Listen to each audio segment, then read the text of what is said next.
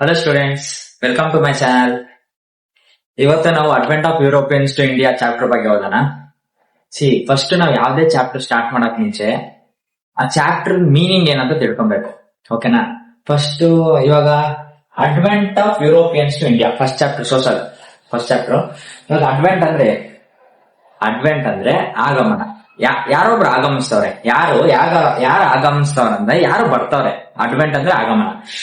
Advent of Europeans ಅಂದ್ರೆ ಯಾರು?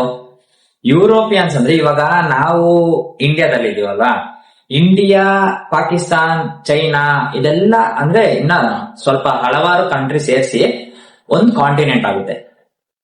ಆ ಒಂದು ಕಾಂಟಿನೆಂಟ್ ಹೆಸರು ಏಷ್ಯಾ. ಹೌದಾ? ಅದೇ ತರ 7 ಕಾಂಟಿನೆಂಟ್ಸ್ ಇದೆ ನಮ್ ವರ್ಲ್ಡ್ ಅಲ್ಲಿ. 7 ಕಾಂಟಿನೆಂಟ್ಸ್ ಇದೆ. ಆ 7 ಕಾಂಟಿನೆಂಟ್ಸ್ ಅಲ್ಲಿ ಒಂದು ಕಾಂಟಿನೆಂಟ್ ಏಷ್ಯಾ.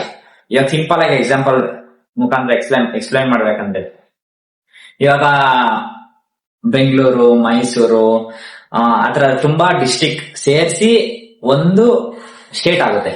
ಹೌದಾ? ಅದೇ ತರ ಕರ್ನಾಟಕ, ತಮಿಳುನಾಡು, ಅದೇ ತರ ತುಂಬಾ ಸ್ಟೇಟ್ ಸೇರಿಸಿ ಒಂದು ಕಂಟ್ರಿ ಆಗುತ್ತೆ. ಅದೇ ತರ ತುಂಬಾ ಕಂಟ್ರಿ ಸೇರಿಸಿ ಒಂದು ಕಾಂಟಿನೆಂಟ್ ಆಗುತ್ತೆ. ಅರ್ಥ ಆಯ್ತಾ? ಈಗ ಅದೇ ತರ ಈ ಏಷ್ಯಾ ಅನ್ನೋದು ಒಂದು ಕಾಂಟಿನೆಂಟ್, ಅದೇ ತರ ಈ ಯುರೋಪಿಯನ್ಸ್ ಅನ್ನೋದು ಒಂದು ಕಾಂಟಿನೆಂಟ್. ಅರ್ಥ ಆಯ್ತಾ? ಯುರೋಪಿಯನ್ಸ್ ಅವರು ಬರ್ತವ್ರೆ, ಆಗಮಿಸ್ತವ್ರೆ. ಎಲ್ಲಿ? ಟು ಇಂಡಿಯಾಗೆ ಯುರೋಪಿಯನ್ಸ್ ಅವರು ಆಗಮಿಸ್ತವ್ರೆ. ಚಾಪ್ಟರ್ ಅರ್ಥ ಆಯ್ತಾ? ಇವಾಗ ಸ್ಟಾರ್ಟ್ ಮಾಡಕ್ ಮುಂಚೆ ನಿಮ್ಮೆಲ್ಲರ ಹತ್ರ ಟೆಕ್ಸ್ಟ್ ಬುಕ್ ಇರ್ಬೇಕು. ಓಕೆನಾ? ನಾನು ಟೆಕ್ಸ್ಟ್ ಬುಕ್ ಅಲ್ಲಿ ಒಂದೊಂದ್ ಲೈನ್ ಎಕ್ಸ್ಪ್ಲೈನ್ ಮಾಡ್ತೀನಿ.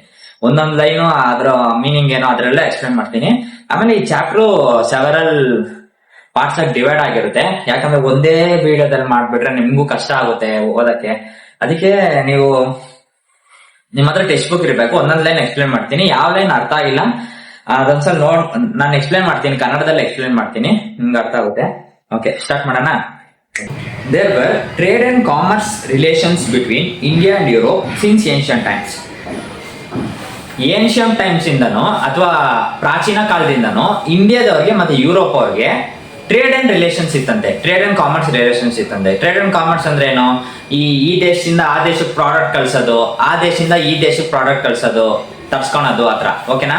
ಇವಾಗ ಏನ್ ಕಳಿಸ್ತಿದ್ರು, ಏನ್ ಟ್ರೇಡಿಂಗ್ ಮಾಡ್ತಿದ್ರು ಅಂತ ನೋಡೋಣ. There were great demand for Indian pepper, cumin, cinnamon, cardamom, ginger and many other species in Europe. European countries ಅಲ್ಲಿ ನೋಡಿ, ಅಲ್ಲೂ ಅಡಿಗೆ ಮಾಡ್ತಾರೆ. ಓಕೆನಾ? ಅಡಿಗೆ ಮಾಡಕ್ಕೆ ಎಲ್ಲ ಬೇಕಾಗಿರೋ ಎಲ್ಲ ಸಾಮಗ್ರಿಗಳು, ಎಲ್ಲ ಎಸೆನ್ಷಿಯಲ್ ಐಟಮ್ಸ್ ಅದೆಲ್ಲ ಬೇಕೇ ಬೇಕಲ್ವಾ? ಅದಿಲ್ಲದೆ ಯಾರು ಅಡಿಗೆ ಮಾಡ್ತಾರೆ? ಹೌದಾ? ಅದೇ ತರ ಅಲ್ಲೂ ಅಡಿಗೆ ಮಾಡ್ತಾರಲ್ವಾ. ಇವಾಗ ಅಲ್ಲೂ ಬೆಳೆಯಲ್ಲ. ಇವಾಗ ಅಲ್ಲಿ ಜಾಸ್ತಿ ಡಿಮ್ಯಾಂಡ್ ಇತ್ತು. ಯಾವ್ದಾದ್ರು 5 ಸ್ಪೀಸೀಸ್ಗೆ ಜಾಸ್ತಿ ಡಿಮ್ಯಾಂಡ್ ಇತ್ತು ಅಂತ ಹೇಳ್ತಾರೆ ಯುರೋಪಿಯನ್ ಕಂಟ್ರೀಸ್ ಅಲ್ಲಿ. ಓಕೆನಾ? ಯಾವ್ದಾದಂದ್ರೆ ಪೆಪ್ಪರ್ ಅಂದ್ರೆ ಮೆಣಸು, ಕ್ಯೂಮಿನ್ ಅಂದ್ರೆ ಜೀರಿಗೆ, ಸಿನಾಮಮ್ ಅಂದ್ರೆ ದಾಲ್ಚಿನ್ನಿ, ಮತ್ತೆ ಕಾರ್ಡಮಮ್ ಅಂದ್ರೆ ಏಲಕ್ಕಿ, ಜಿಂಜರ್ ಅಂದ್ರೆ ಶುಂಠಿ. ಓಕೆನಾ? ಈ 5 ಸ್ಪೀಸೀಸ್ಗೆ ಯುರೋಪಿಯನ್ ಕಂಟ್ರೀಸ್ ಅಲ್ಲಿ ಜಾಸ್ತಿ ಡಿಮ್ಯಾಂಡ್ ಇತ್ತಂತೆ. ಓಕೆನಾ? ಜಾಸ್ತಿ ಡಿಮ್ಯಾಂಡ್ ಇತ್ತಂತ ಅವ್ರೇನ್ ಮಾಡ್ತಿದ್ರು, ಇಂಡಿಯಾದಿಂದ ಇಂಪೋರ್ಟ್ ಮಾಡಿಸ್ಕೊಂತಿದ್ರು ಯುರೋಪಿಯನ್ ಕಂಟ್ರೀಸ್ ಅವರು. ಅರ್ಥ ಆಯ್ತಾ? The trade relations between India, Europe and other Asian countries continued even during Middle Ages. ನೋಡಿ, ಮಿಡಲ್ ಏಜಸ್ ಅಂದ್ರೆ ಈ ಬ್ರಿಟಿಷ್ ಇದ್ರಲ್ವಾ, ಬ್ರಿಟಿಷ್ ಬರೋಕ್ಕಿಂತ ಮುಂಚೆ ಮತ್ತೆ ಬಂದಂದ್ರೆ ಆ ರೇಂಜ್, ಆ ಫೇಸ್ ನ ಮಿಡಲ್ ಏಜಸ್ ಅಂತ ಹೇಳ್ತಾರೆ. ಏನ್ ಹೇಳ್ತಾರೆ ಅಂದ್ರೆ, ಈ ಇಂಡಿಯಾಗೆ ಮತ್ತೆ ಯುರೋಪ್ಗೆ ಮತ್ತೆ ಅದರ್ ಏಷಿಯನ್ ಕಂಟ್ರೀಸ್ ನೋಡಿ ಯುರೋಪಿಯನ್ ಕಂಟ್ರೀಸ್ ಅಲ್ಲಿ ಜಾಸ್ತಿ ಡಿಮ್ಯಾಂಡ್ ಇತ್ತು. ಆ 5 ಸ್ಪೀಸೀಸ್ಗೆ ಜಾಸ್ತಿ ಡಿಮ್ಯಾಂಡ್ ಇತ್ತು. ಓಕೆನಾ? ಆ 5 ಸ್ಪೀಸೀಸ್ ಜಾಸ್ತಿ ಡಿಮ್ಯಾಂಡ್ ಇತ್ತಂತ ಅವ್ರು ಬರೀ ಇಂಡಿಯಾದಲ್ಲಿ ಮಾತ್ರ ಟ್ರೇಡಿಂಗ್ ನಡೆಸ್ತಿರ್ಲಿಲ್ಲ. ನೋಡಿ, ಇಂಡಿಯಾ ಯಾವ ಕಾಂಟಿನೆಂಟ್ ಸೇರಿದು? Asia continent. ಹೌದಾ? ನೋಡಿ, ಜಾಸ್ತಿ ಡಯಾಗ್ರಾಮ್ ಬಿಡ್ಸಕ್ ಬರಲ್ಲ, ಸುಮ್ಮನೆ ಬಿಡ್ಸಿ ತೋರಿಸ್ತೀನಿ. ಸುಮ್ಮನೆ ಇದು ಏಷ್ಯಾ ಅನ್ಕೊಳ್ಳಿ. ಓಕೆನಾ? ಇಲ್ಲಿ ಇಂಡಿಯಾ ಇದೆ. ಓಕೆನಾ? ಇದು ಯುರೋಪ್.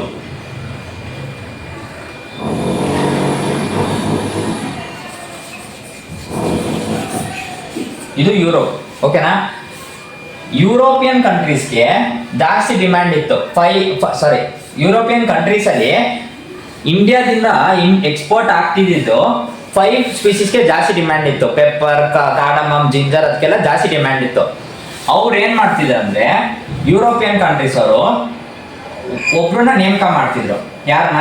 ಇಟಾಲಿ ಅವ್ರಿಗೆ ಜವಾಬ್ದಾರಿ ಕೊಟ್ಟಿದ್ರು. ಏನಂತ ಹೇಳ್ತೀನಿ ನೋಡಿ, ಒಂದು ನಿಮಿಷ. ಏಷ್ಯಾದವರು ಈ ಕಡೆ ಅರೇಬಿಯನ್ಸ್ ಇದ್ರು, ಓಕೆನಾ? ಅರೇಬಿಯನ್ಸ್ ಇದ್ರು. ಇಲ್ಲಿ ಚಿಕ್ಕದಾಗಿ ಒಂದು ಪ್ರದೇಶ ಇದೆ. ಈ ಪ್ರದೇಶ ಎಷ್ಟು? ಕಾನ್ಸ್ಟಂಟಿನೋಪಲ್. ಇದೆಲ್ಲ ರೋಡು ಸುಮ್ಮನೆ. ಇಲ್ಲಿ ಏನ್ ಹೇಳ್ತಾರೆ ಗೊತ್ತಾ? The Arab merchants carried Asian merchandise to Constantinople of Eastern Roman Empire. Eastern Roman empire ಅಂದ್ರೆ ಈ ನೋಡಿ, ಹಳೆಗಾಲದಲ್ಲಿ ರೋಮನ್ ಎಂಪೈರ್ ಅಂತ ದೊಡ್ಡದಾಗಿ ಒಂದು ಸಾಮ್ರಾಜ್ಯ ಇತ್ತು. ಆ ಸಾಮ್ರಾಜ್ಯ ಏನೋ ಒಂದು ಜಗಳ ಆಗಿ ಏನೋ 2 ಪಾರ್ಟ್ಸ್ ಆಗಿ ಡಿವೈಡ್ ಆಗೋಯ್ತು. ಒಂದು ವೆಸ್ಟರ್ನ್ ರೋಮನ್ ಎಂಪೈರ್ ಮತ್ತೆ ಈಸ್ಟರ್ನ್ ರೋಮನ್ ಎಂಪೈರ್ ಅಂತ 2 ಪಾರ್ಟ್ಸ್ ಆಗಿ ಡಿವೈಡ್ ಆಯ್ತು. ಆ ಈಸ್ಟರ್ನ್ ರೋಮನ್ ಎಂಪೈರ್ ಹೆಸರೇ ಬೈಜಾಂಟಿಯಂ ಎಂಪೈರ್ ಅಂತ ಹೇಳ್ತಾರೆ, ಓಕೆನಾ? ಇವಾಗ ಅಲ್ಲಿ ಏನ್ ಹೇಳ್ತಾರೆ ಗೊತ್ತಾ ನೋಡಿ, ಆ ಟೆಕ್ಸ್ಟ್ ಬುಕ್ ನೋಡ್ಕೊಳ್ಳಿ. The Arab merchants carried Asian merchandise to Constantinople of eastern Roman Empire. ನೋಡಿ, ಫಸ್ಟ್ ಪಾಯಿಂಟ್ ನಮ್ಗೆ ತಲೆ ಕೆಡಿಸಿದ ಯಾವ ಪಾಯಿಂಟ್ ಅಂದ್ರೆ ಏಷ್ಯನ್ ಮರ್ಚೆಂಡೈಸ್ ಅಂತ. ಏನದು ಏಷ್ಯನ್ ಮರ್ಚೆಂಡೈಸ್ ಅಂದ್ರೆ?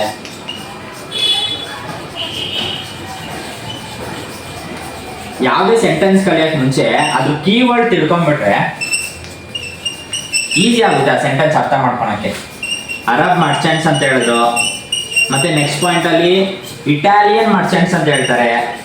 ಏನಂತ ಹೇಳ್ತೀನಿ ಒಂದೊಂದೇ. ಇಟಾಲಿಯನ್ ನೋಡಿ, ಫಸ್ಟ್ ಪಾಯಿಂಟ್ ಅಲ್ಲಿ ಏನು ಹೇಳೋರೆ? The Arab merchants carried Asian merchandise to Constantinople of eastern Roman empire. ಇವಾಗ ನಿಮ್ಗೆ ಅರ್ಥ ಆಗಿಲ್ಲ ಅಂದ್ರೆ ಪರವಾಗಿಲ್ಲ, ನಾನು ಎಕ್ಸ್ಪ್ಲೇನ್ ಮಾಡ್ತೀನಿ ನೋಡಿ. ಅರೇಬಿಯನ್ಸ್ ಅವ್ರು ಏನ್ ಮಾಡ್ತಿದ್ರು, ಏಷ್ಯಾದಲ್ಲಿ ಇರೋ ಎಲ್ಲ ಸ್ಪೀಸೀಸ್ನು ಕಲೆಕ್ಟ್ ಮಾಡ್ಕೊಂಡೋಗಿ ಕಾನ್ಸ್ಟಾಂಟಿನೋಪಲ್ ಅವ್ರು ತಗೊಂಡೋಗ್ತಿದ್ರು, ಓಕೆನಾ? ಇಟಾಲಿ ಅವ್ರು ಏನ್ ಮಾಡ್ತಿದ್ರು, ಕಾನ್ಸ್ಟಾಂಟಿನೋಪಲ್ ಹೋಗ್ತಿದ್ರು. ಈ ಅರಬ್ ಮರ್ಚೆಂಟ್ಸ್ ಅವರು ಏಷ್ಯಾದಲ್ಲಿ ಇರೋ ಎಲ್ಲ ಸ್ಪೀಸೀಸ್ನು ಕಲೆಕ್ಟ್ ಮಾಡಿ ತಗೊಂಡ್ಬಂದಿರ್ತಾರೆ ನೋಡಿ, ಅದನ್ನ ಇಟಾಲಿ ಅವರು ಬೈ ಮಾಡ್ತಿದ್ರು. ಎಕ್ಸಾಂಪಲ್ಗೆ ಇವಾಗ ಇಟಾಲಿ ಅವರು ಏಷ್ಯನ್ ಮರ್ಚೆಂಟ್ಸ್ ಅರಬ್ ಮರ್ಚೆಂಟ್ಸ್ ಇಂದ ಇಟಾಲಿ ಅವರು 5 ರೂಪೀಸ್ಗೆ ಬೈ ಮಾಡೋರು ಅನ್ಕೊಳ್ಳಿ. ಈ ಸ್ಪೀಸೀಸು ಪೆಪ್ಪರ್ ಅದೆಲ್ಲ ಇದೆ ಅಲ್ವಾ, ಅದೆಲ್ಲ 5 ರೂಪೀಸ್ಗೆ ಬೈ ಮಾಡೋರೆ, ಇಟಾಲಿ ಅವರು ಬೈ ಮಾಡೋರೆ. ಇವಾಗ ಇಟಾಲಿ ಅವ್ರು ಏನ್ ಮಾಡ್ತಾರಂದ್ರೆ, ಅರಬ್ ಮರ್ಚೆಂಟ್ಸ್ ಇಂದ ಬೈ ಮಾಡಿರ್ತಾರಲ್ವಾ, ಇಟಾಲಿ ಅವರು ಯುರೋಪಿಯನ್ ಕಂಟ್ರೀಸ್ ಪೂರ್ತಿ 10 ರೂಪೀಸ್ಗೆ ಸೇಲ್ ಮಾಡ್ತಾರೆ. ಇದ್ರಲ್ಲಿ ಲಾಭ ಯಾರಿಗೆ ಜಾಸ್ತಿ? ಇಟಾಲಿ ಅವ್ರಿಗೆ ಜಾಸ್ತಿ ಬಂದಿದ್ದು, ಹೌದಾ? ಇಟಾಲಿ ಅವ್ರು ಏನ್ ಮಾಡಿದ್ರು, ಈ ಅರಬ್ ಮರ್ಚೆಂಟ್ಸ್ ಇಂದ ಕಲೆಕ್ಟ್ ಮಾಡ್ಕೊಂಡಿರೋದು ಏಷ್ಯನ್ ಮರ್ಚೆಂಡೈಸ್ ಅಂದ್ರೆ ಏಷ್ಯಾದಲ್ಲಿ ಇರೋ ಎಲ್ಲಾ ಸ್ಪೀಸೀಸ್ ಅಂದ್ರೆ ಪೆಪ್ಪರು, ಕಾರ್ಡಮಮ್ ಏನಂದಕ್ಕೆ ಡಿಮ್ಯಾಂಡ್ ಇದೆ ಯುರೋಪ್ ಅಲ್ಲಿ, ಅದೆಲ್ಲ ಸ್ಪೀಸೀಸ್ನು ಏಷ್ಯನ್ ಮರ್ಚೆಂಡೈಸ್ ಅಂತಾರೆ. ಏಷ್ಯಾ ಅಂದ್ರೆ ನಾವು ಅಲ್ಲೇ ಇರೋದು, ಅಂದ್ರೆ ಏಷ್ಯಾದಲ್ಲಿ ಇಂಡಿಯಾ ಇದೆ, ಓಕೆನಾ? Asian merchandise. ಅರಬ್ ಮರ್ಚೆಂಟ್ಸ್ ಅಂದ್ರೆ ಈ ಅರಬ್ ಅವರು ಕಲೆಕ್ಟ್ ಮಾಡ್ತಾರೆ ನೋಡಿ. ಅರಬ್ ಎಷ್ಟು ದೊಡ್ಡ ಕಂಟ್ರಿ, ಎಷ್ಟು ದೊಡ್ಡದು, ಹೌದಾ? ಇವಾಗ ಅಲ್ಲಿ ಒಬ್ಬೊಬ್ರು ಬಂದು ಇಲ್ಲಿ ಕಾನ್ಸ್ಟಾಂಟಿನೋಪಲ್ ಬಂದು ಸೇಲ್ ಮಾಡ್ತಿರ್ತಾರ?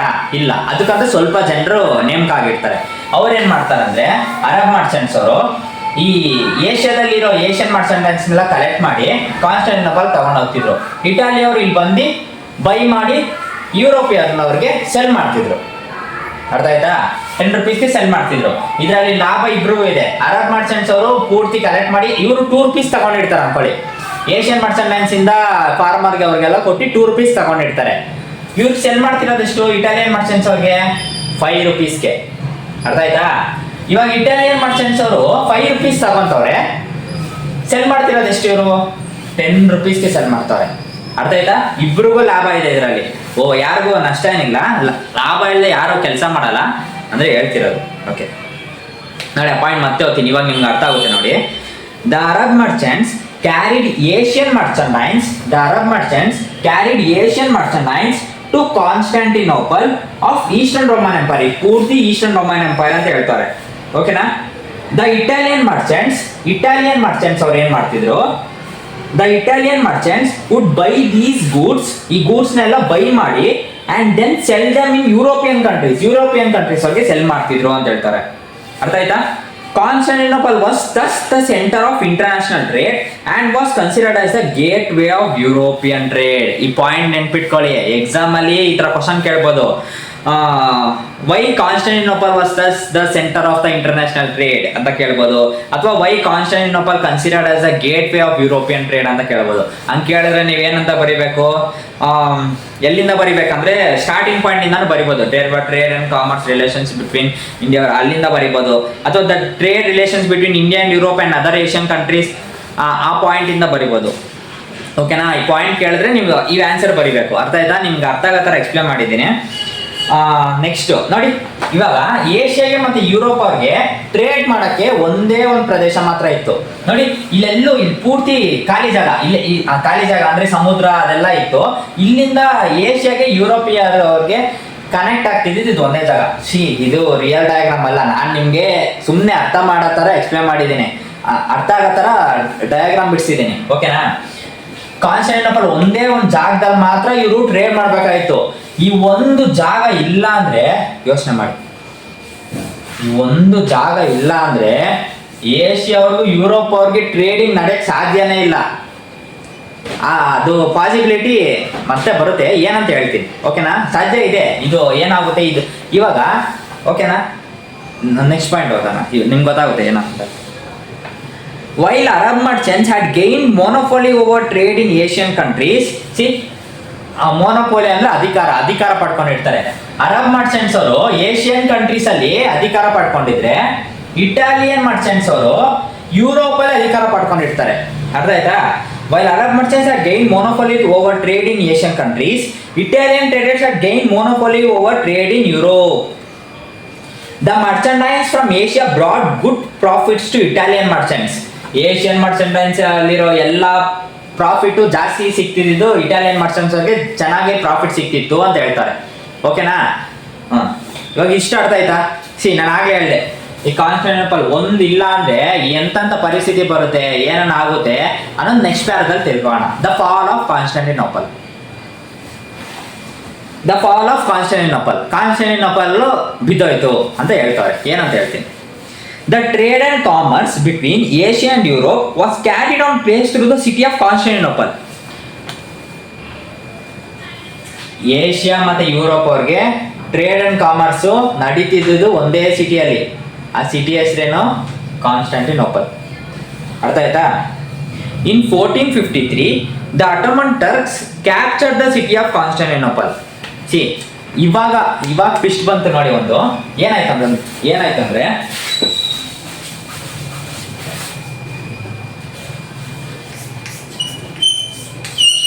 1453 ಅಲ್ಲಿ ಒಂದು ಇನ್ಸಿಡೆಂಟ್ ನಡೀತು. ಏನ್ ನಡೀತು ಗೊತ್ತಾ? ಅಟೋಮನ್ ಟರ್ಕ್ಸ್ ಅವರು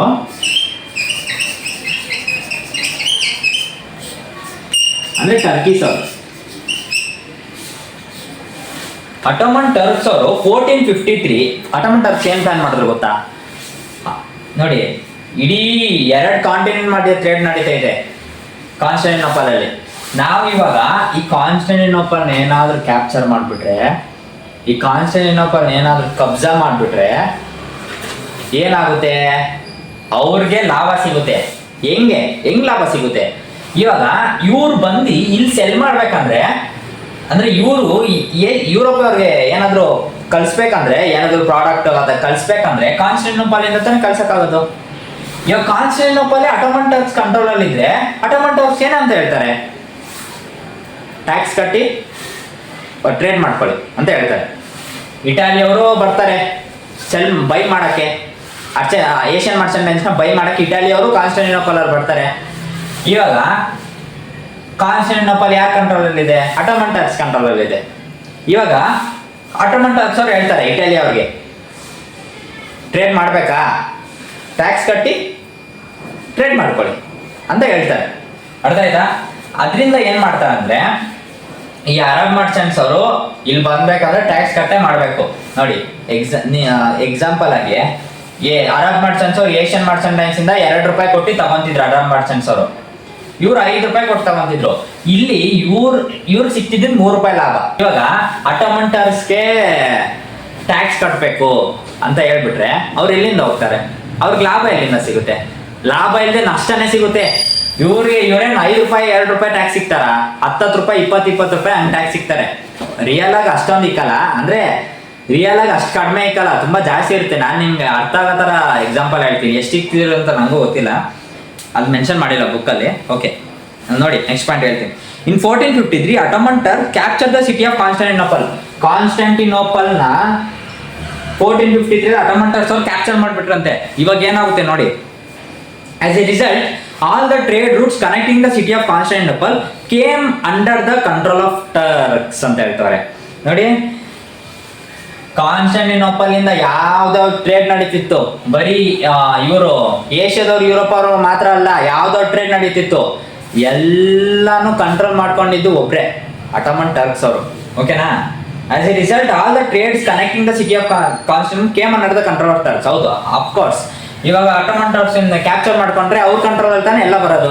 next point, the Turk started leaving too many taxes on the goods passing through these routes ಅಂತ ಹೇಳ್ತಾರೆ. ಅಂದ್ರೆ ಯಾವ್ಯಾವ ಗೂಡ್ಸ್ ಅಂದ್ರೆ ಯಾವ್ದಾವ್ದು ಪ್ರಾಡಕ್ಟ್ಸ್ ಅದೆಲ್ಲ ಈ ರೂಟ್ ಇಂದ ಪಾಸ್ ಆಗುತ್ತೋ, ಇದೊಂದೇ ರೂಟ್ ಇದ್ದಿದ್ದು, ಈ ಒಂದು ರೂಟ್ ಇಂದ ಪಾಸ್ ಆಗುತ್ತೋ ಅದಕ್ಕೆಲ್ಲ ಟ್ಯಾಕ್ಸ್ ಬಿಡ್ತಿದ್ರು, ಟ್ಯಾಕ್ಸ್ ಪೇಮೆಂಟ್ ಮಾಡಬೇಕು ಅಂತ ಹೇಳ್ತಿದ್ರು. ಓಕೆನಾ? As a result trade become unprofitable. Tax pay ಮಾಡ್ತಿದ್ರೆ ಅವ್ರು ತಗೊಂತಿದ್ದೆ ಸ್ವಲ್ಪ ಸ್ವಲ್ಪ ಲಾಭ, ಅದ್ರಲ್ಲಿ ಟ್ಯಾಕ್ಸ್ ಪೇ ಮಾಡ್ತಿದ್ರೆ ಇವ್ರಿಗೆ ಲಾಭ ಎಲ್ಲಿಂದ ಸಿಗುತ್ತೆ? ನಷ್ಟ ಬಿಟ್ರೆ ಲಾಭ ಎಲ್ಲಿಂದ ಸಿಗುತ್ತೆ? ಹೌದಾ? Next, meanwhile Spain, Portugal and other European rulers were attempting to break the monopoly of Italian traders ಅಂತ ಹೇಳ್ತಾರೆ ನೋಡಿ. ಇವಾಗ ಸುಮ್ಮನೆ ಹೇಳ್ತೀನಿ ನೋಡಿ. ಇವಾಗ ಇಟಾಲಿಯವರು ಇವ್ರಿಗೆ ಅಟಮನ್ ಟರ್ಕ್ಸ್ ಅವ್ರಿಗೆ ಟ್ಯಾಕ್ಸ್ ಪೇ ಮಾಡ್ತಾರೆ, ಟ್ಯಾಕ್ಸ್ ಪೇ ಮಾಡಿ ಗುಡ್ ಬೈ ಮಾಡ್ತಾರೆ. ಬೈ ಮಾಡಿಬಿಟ್ಟು ಇವರು ಮುಂಚೆ ಎಷ್ಟು ಸೆಲ್ ಮಾಡ್ತಿದ್ರು? ಇವ್ರಿಗೆ 10 ರೂಪಾಯಿಗೆ ಸೆಲ್ ಮಾಡ್ತಿದ್ರು. ಇವಾಗ ಇಟಾಲಿ ಅವರು ಏನ್ ಮಾಡ್ತಾರೆ, ಇವಾಗ ನಾನು ಮುಂಚಿನ ತರಾನೇ 10 ರೂಪಾಯಿಗೆ ಸೇಲ್ ಮಾಡಿದ್ರೆ ನಂಗೆ ಎಲ್ಲಿಂದ ಲಾಭ ಸಿಗುತ್ತೆ? ನಾನು 10 ರೂಪಾಯಿ ಅಟಮನ್ ಟರ್ಕ್ಸ್ ಅವ್ರು ಕೊಟ್ಬಿಡ್ತಿದ್ದೀನಲ್ವಾ, ನಮ್ಗೆ ಎಲ್ಲಿಂದ ಲಾಭ ಸಿಗುತ್ತೆ ಅಂತ ಯೋಚನೆ ಮಾಡ್ಕೊಂಡು ಏನ್ ಮಾಡ್ತಾರೆ ಇಟಾಲಿಯನ್ ಟ್ರೇಡರ್ಸ್ ಅವರು, ಇಟಾಲಿಯನ್ ಮರ್ಚೆಂಟ್ಸ್ ಅವ್ರು ಏನ್ ಮಾಡ್ತಾರೆ ಅಂದ್ರೆ 10 ರೂಪಾಯಿಗೆ ಸೇಲ್ ಮಾಡಲ್ಲ, 15 ರೂಪಾಯಿ 20 ರೂಪಾಯಿಗೆ ಸೇಲ್ ಮಾಡ್ತಾರೆ. ಇದ್ರಲ್ಲಿ ಪೆಟ್ ತಿಳ್ತಿರೋದು ಯಾರು ಅಂದ್ರೆ ಯಾರಿಗೆ ಅನ್ಪ್ರಾಫಿಟ್ ಜಾಸ್ತಿ ಆಗ್ತಿದೆ? ಇಟಾಲಿಯನ್ ಟ್ರೇಡರ್ಸ್ ಅವ್ರಗ ಇಲ್ಲ. ಯಾಕಂದ್ರೆ ಇವ್ರ ಮೇಲೆ ಭಾರ ಆಗ್ತವ್ರೆ. ಅಂದ್ರೆ ಇವರು 10 ರೂಪಾಯಿ ಪೇ ಮಾಡ್ಬಿಟ್ಟು 15 ರೂಪಾಯಿ ಸೆಲ್ ಮಾಡ್ತಾರೆ. ಇವಾಗ ನಷ್ಟ ಆಗ್ತಿರೋದು ಯಾರಿಗೆ? ಯುರೋಪಿಯನ್ ಕಂಟ್ರೀಸ್ ಅವ್ರಿಗೆ. ಮಾರ್ಕೆಟ್ ಅಲ್ಲಿ ಪ್ರೈಸ್ ಎಲ್ಲ ಜಾಸ್ತಿ ಆಗ್ತಿದೆ. ಅರ್ಥ ಆಯ್ತಾ? ಅದಕ್ಕೆ ಅವ್ರು ಏನ್ ಮಾಡ್ತಾರೆ, ಈ ಸೈಡು ಸ್ಪೇನು, ಪಾರ್ಚುಗಲ್, ಇದು ಪಾರ್ಚುಗಲ್ ಸುಮ್ಮನೆ ಬಿಡಿಸಿದೆ, ನನಗೂ ಗೊತ್ತಿಲ್ಲ, ಅಂದ್ರೆ ಡಯಾಗ್ರಾಮ್ ಎಲ್ಲಿ ಬರುತ್ತೆ ಅಂತ ಗೊತ್ತಿಲ್ಲ. ಇದು ಪಾರ್ಚುಗಲ್, ಇದು ಸ್ಪೇನು, ಇವರೆಲ್ಲ ಏನ್ ಮಾಡ್ತಾರೆ ಗೊತ್ತಾ? ಇವರು ಡಿಸೈಡ್ ಮಾಡ್ತಾರೆ. ಏನಂತ ಡಿಸೈಡ್ ಮಾಡ್ತಾರೆ? ನಾವು ಇನ್ನೂ ಇಟಾಲಿಯನ್ ಟ್ರೇಡರ್ಸ್ ಅವ್ರ ಜೊತೆ ಸಂಬಂಧ ಬೆಳೆಸ್ಕೊಂಡ್ರೆ, ಅಂದ್ರೆ ಇವರೇ ತಂದ್ಕೊಡ್ಲಿ, ಇವರೇ ಮರ್ಚೆಂಟ್ಸ್ ಆಗಿರ್ಲಿ ಅಂತ ಇವ್ರಿಗೆ ಅಧಿಕಾರ ನಾವೇನಾದ್ರೂ ಇನ್ನೂ ಅವ್ರ ಜೊತೆನೆ ಇಡ್ಸ್ಕೊಂಡ್ರೆ ನಮ್ದು ಪೂರ್ತಿ 15 ರೂಪಾಯಿ 20 ರೂಪಾಯಿ ಮಾಡಿ ನಮ್ಗೆಲ್ಲ ನಷ್ಟ ಮಾಡ್ತಾರೆ, ನಮ್ಗೆ ಇವರಿಂದ ನಷ್ಟ ಇದೆ ಅಂತ ಹೇಳ್ಬಿಟ್ಟು ಇಟಾಲಿಯನ್ ಮರ್ಚೆಂಟ್ಸ್ ಜೊತೆ ನಾವು ಟ್ರೇಡ್ ಮಾಡ್ಕೊಳೋದೇ ಬೇಡ ಅಂತ ಡಿಸೈಡ್ ಮಾಡ್ತಾರೆ. ಯಾರು? ಪಾರ್ಚುಗಲ್ ಮತ್ತೆ ಸ್ಪೇನ್. ಅರ್ಥ ಆಯ್ತಾ? ಅದೇ ಹೇಳ್ತಿರೋದು. As a result trade become unprofitable. Meanwhile Spain, Portugal and other European rulers were attempting to break the monopoly of Italian traders. ಅದೇ ಇಟಾಲಿಯನ್ ಟ್ರೇಡರ್ಸ್ ಇಂದ ಅಧಿಕಾರನ ಬ್ರೇಕ್ ಮಾಡೋಣ ಅಂತ ಹೇಳ್ತಾರೆ. Next, they started encouraging adventurous sailors to find a new sea route to India. ಅಂದ್ರೆ adventurous sailors ಅಂದ್ರೆ ಯಾರು? ಈ ಶಿಪ್ಪು ಬೋಟು ಅವರೆಲ್ಲ ಓಡಿಸ್ತಾರಲ್ಲ ಅವ್ರನ್ನ ಸೈಲರ್ಸ್ ಅಂತ ಹೇಳ್ತಾರೆ. ಅಡ್ವೆಂಚರಸ್ ಅಂದ್ರೆ ಸಾಹಸ ಮಾಡಿ ಓಡಿಸ್ತಾರಲ್ಲ, ಸುಮ್ಮನೆ ಓಡಿಸೋರು ಬೇರೆ ಸಾಹಸ ಮಾಡಿ ಓಡಿಸೋರು ಬೇರೆ. ಏನಕ್ಕೆ ಅವರಿಂದ ಏನ್ ಕೆಲಸ ಇದೆ? ಸ್ಪೇನ್ ಅವ್ರಿಗೆ, ಪಾರ್ಚುಗಲ್ಗೆ ಏನ್ ಕೆಲಸ ಇದೆ? ಶಿಪ್ಪು ಬೋಟ್ ಓಡಿಸೋರ ಜೊತೆ ಏನು ಸಂಬಂಧ ಬೆಳೆಸ್ಕೊಂತ? ಹೌದು, ನೋಡಿ ಏನಾಗುತ್ತಂತ. ಏನ್ ಹೇಳ್ತಾರೆ ಗೊತ್ತಾ? Adventurous sailors to find new sea route to India. ಇವಾಗ ಈ ಪಾರ್ಚುಗಲ್, ಸ್ಪೈನ್ ಅವರೆಲ್ಲ ಏನ್ ಹೇಳ್ತಾರೆ ಗೊತ್ತಾ? ಅಲ್ಲಿ ರಾಜರು ಅವರೆಲ್ಲ ಇರ್ತಾರಲ್ವಾ, ಏನ್ ಹೇಳ್ತಾರೆ ಅಂದ್ರೆ ಇಟಾಲಿಯನ್ ಮರ್ಚೆಂಟ್ಸ್ ನಮ್ಗೆ ಯಾವುದೇ ಲಾಭ ಸಿಗ್ತಿಲ್ಲ, ಎಲ್ಲ ಲಾಭನೂ ಯಾರು ತಗೊಂತವ್ರೆ? ಇಟಾಲಿಯನ್ ಮರ್ಚೆಂಟ್ಸ್ ಅವರು ತಗೊಂತಾರೆ, ನಮ್ಗೆ ಇನ್ನ ನಷ್ಟ ಆಗ್ತಿದೆ. ಅದಕ್ಕೆ ನಾವು ಇನ್ಮುಂದೆ ಇಟಾಲಿಯನ್ ಮರ್ಚೆಂಟ್ಸ್ ಜೊತೆ ಸಂಬಂಧ ಬೆಳೆಸ್ಕೊಳ್ಳೋದು ಬೇಡ, ನಾವೇ ಒಂದು ಹೊಸ ರೂಟ್ ಕಂಡುಹಿಡಿಯೋಣ. ನೋಡಿ, ಒಂದೇ ರೂಟ್ ಇರೋದು. ಹೌದು ನೋಡಿ, ಇಲ್ಲಿಂದ ಇಂಡಿಯಾದವ್ರಿಗೆ ಹೆಂಗಾದ್ರೂ ರೀಚ್ ಆಗ್ಬೇಕು ನಾವು.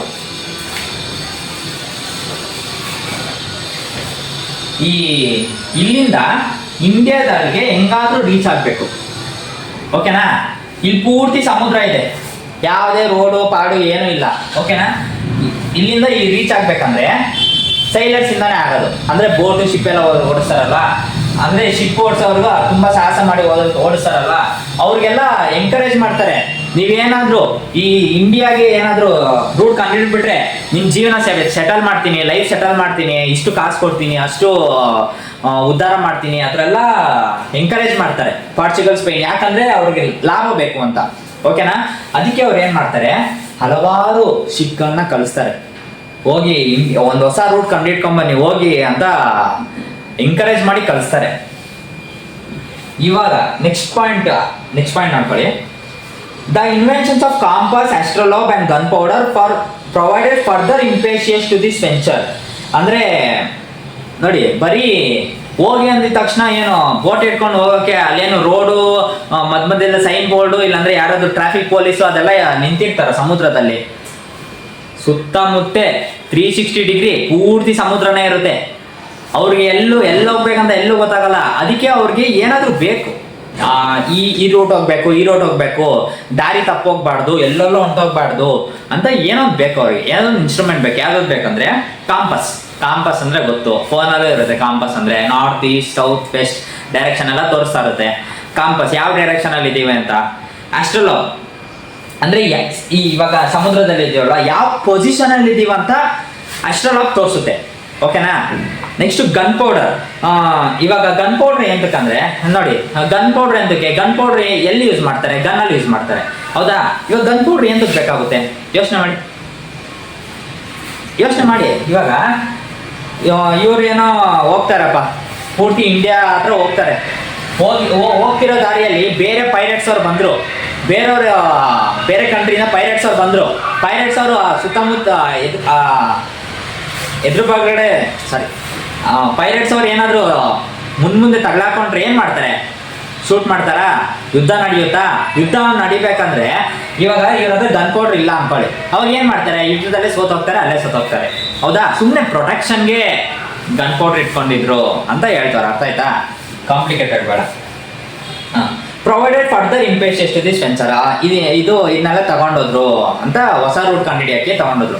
ಇವಾಗ ಏನ್ ಮಾಡ್ತಾರೆ, ಎಲ್ಲರೂ ತಗೊಂಡು ಹೋಗ್ತಾರೆ. ಇಂಡಿಯಾದ ಒಳಗಡೆ ಇಂಡಿಯಾ ಒಂದು ರೂಟ್ ಹುಡುಕ್ಬೇಕು ಇಂಡಿಯಾಗೆ ಅಂತ ತಗೊಂಡು ಹೋಗ್ತಾರೆ. ಓಕೆನಾ? Next point. ಇವಾಗ ಒಂದು ರೂಟ್ ಸಿಕ್ತು, ಏನಂತ ನೋಡೋಣ. A new sea route to India. Paragraph ಎಷ್ಟು ಏನಾಗುತ್ತೆ ಅಂತ ನೋಡೋಣ. Next point. Vasco da Gama, a Portuguese sailor, left Lisbon and reached Kapadi near Calicut on the west coast of India in 1498. ಏನಾಗುತ್ತೆ ಗೊತ್ತಾ? ಇಲ್ಲಿ ಏನಾಗುತ್ತಂದ್ರೆ,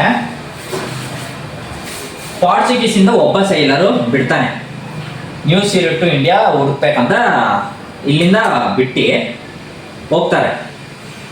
ಹೋಗ್ತಿರೋ ದಾರಿಯಲ್ಲಿ ಇಲ್ಲಿ ಆಫ್ರಿಕಾ ಕಾಣಿಸ್ಕೊಳುತ್ತೆ. ಆಫ್ರಿಕಾನು ಇದೇ ಪೊಸಿಷನ್ ಅಲ್ಲಿ ಎಲ್ಲೋ ಇರುತ್ತೆ. ಓಕೆನಾ? ಇಲ್ಲಿ ಏನೋ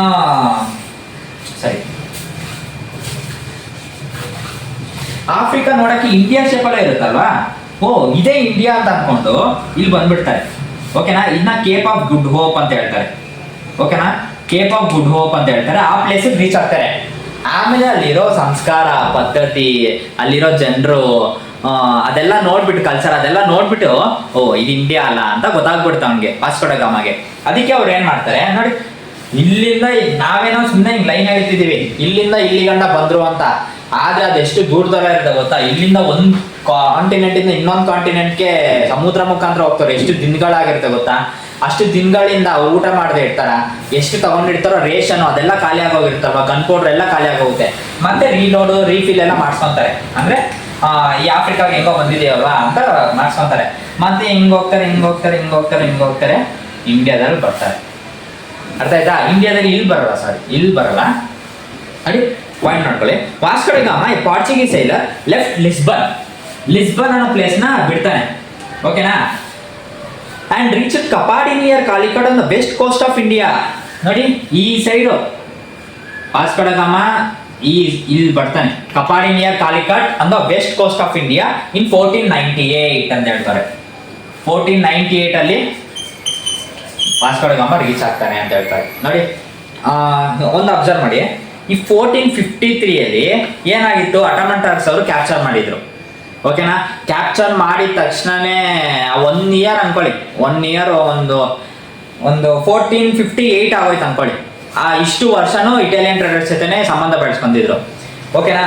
ಇವಾಗ ಅಲ್ಲೇ ಅದರಿಂದ ನಷ್ಟ ಆಗ್ತಿದೆ ಅಂತ ವಾಸ್ಕೋ ಡ ಗಾಮನಾಗ ಕಳಿಸ್ತಾರೆ. ಅವ್ರು ಇಲ್ಲಿಂದ ಇಲ್ಲಿ ಬರಕ್ಕೆ ಎಷ್ಟು ವರ್ಷ ಆಯ್ತು ನೋಡಿ, 1498 ರೀಚ್ ಆಗೋರಂತೆ. ಅಂದ್ರೆ ಎಷ್ಟು ವರ್ಷ ಆಯ್ತು. ಚಾಪ್ಟರ್ ಹೆಸರೇನು? Advent of Europeans to India. ಓಕೆನಾ. ಅಂದ್ರೆ ಯುರೋಪಿಯನ್ಸ್ ಅವ್ರು ಬರ್ತಾರೆ. ಫಸ್ಟ್ ಯುರೋಪಿಯನ್ ಯಾರು ಬಂದಿದ್ದು? ಪಾರ್ಚುಗೀಸ್ ಅವ್ರು ಇನ್ನ ಬರ್ತಾರೆ. ಪಾರ್ಚುಗೀಸ್ ಅವ್ರು ಬರ್ತಾರೆ, ಡಚ್ ಅವ್ರು ಬರ್ತಾರೆ, ಮೇನ್ ವಿಲ್ಲನ್ ಯಾರು? ಬ್ರಿಟಿಷ್ ಅವ್ರು ಬರ್ತಾರೆ, ಈ ಮತ್ತೆ ಫ್ರೆಂಚ್ ಅವ್ರು ಬರ್ತಾರೆ. ಈ 4 ಯುರೋಪಿಯನ್ಸ್ ಅವ್ರು ಬರ್ತಾರೆ. ಆ 4 ಯುರೋಪಿಯನ್ಸ್ ಏನ್ ಬಂದ್ರು ಅಂತ ನೆಕ್ಸ್ಟ್ ಪಾರ್ಟ್ ಅಲ್ಲಿ ತಿಳ್ಕೋಣ. Till then thank you.